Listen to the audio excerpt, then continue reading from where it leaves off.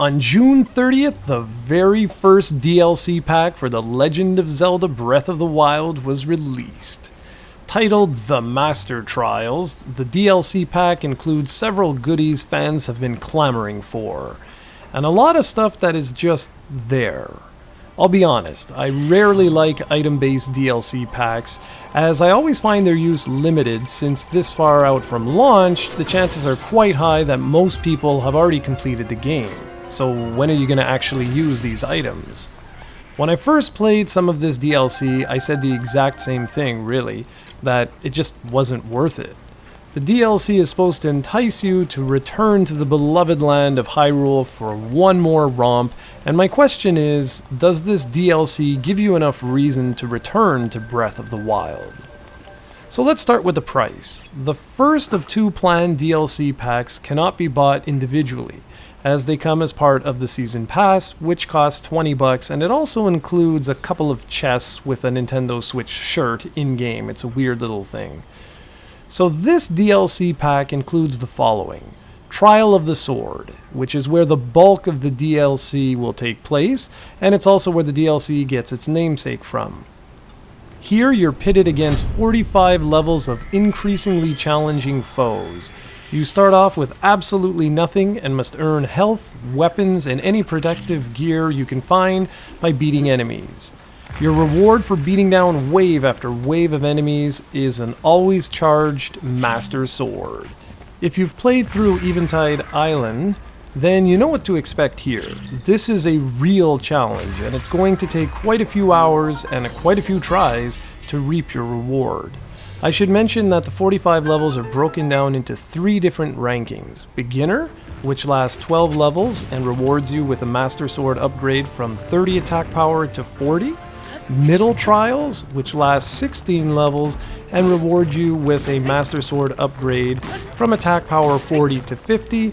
And lastly, the Final Trials, which last a whopping 23 levels and reward you with an always charged Master Sword and an attack power increase from 50 to 60, making it the true Master Sword.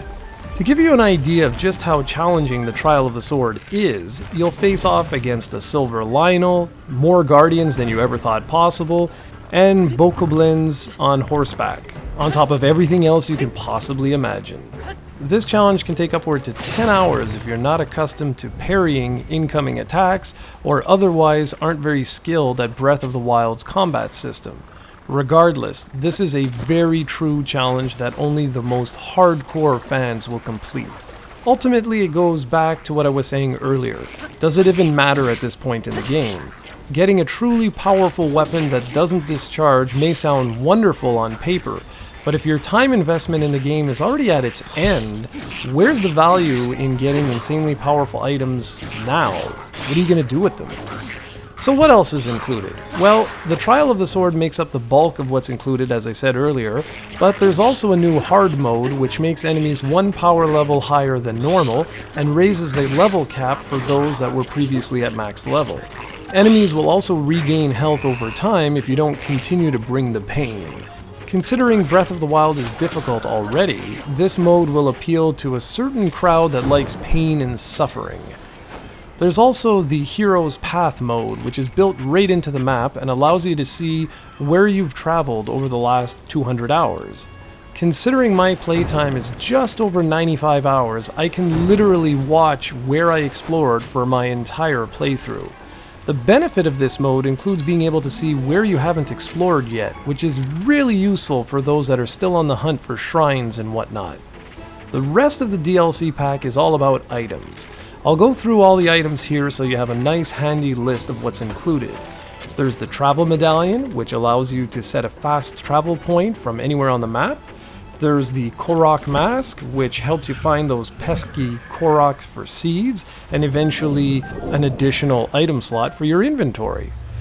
You can also find Majora's Mask, Midna's Helmet, Tingle's Fairy Clothes, and finally the Phantom Armor set that the Phantoms wore in Phantom Hourglass and Spirit Tracks. Each of these armor pieces have their own unique abilities, which are all useful in their own right. However, the Korok mask is by far the most useful if you still haven't found all 900 Korok throughout the game, much like myself. What I can say is that these fetch quests are extremely fun and inventive. Yes, they're all just Easter eggs in an already masterful game, but going about and locating the hints to where these items are is incredibly fun and will easily take you hours. So that's everything that's included in this first DLC pack. So now let's go back to that very first question I posed to you all at the beginning of the review. Is it worth revisiting Hyrule at this point in time, and given the price of admission? The answer is, well, how big of a Zelda fan are you? If you've already completed the game and are just looking for an excuse to go back and play more, then yeah, this is probably worth it. If you're not really into item-based DLC packs or aren't really into the whole idea of the Trial of the Sword, then it's likely not worth it. The next DLC pack promises to be story-driven DLC, so I might add that having a fully powered Master Sword may not be such a bad idea if the enemy level cap is raised. I leave it to you, but I've since changed my mind and am now really enjoying this DLC. So if you'll excuse me, I have another few hours of frustration ahead of me as I attempt to get the true Master Sword.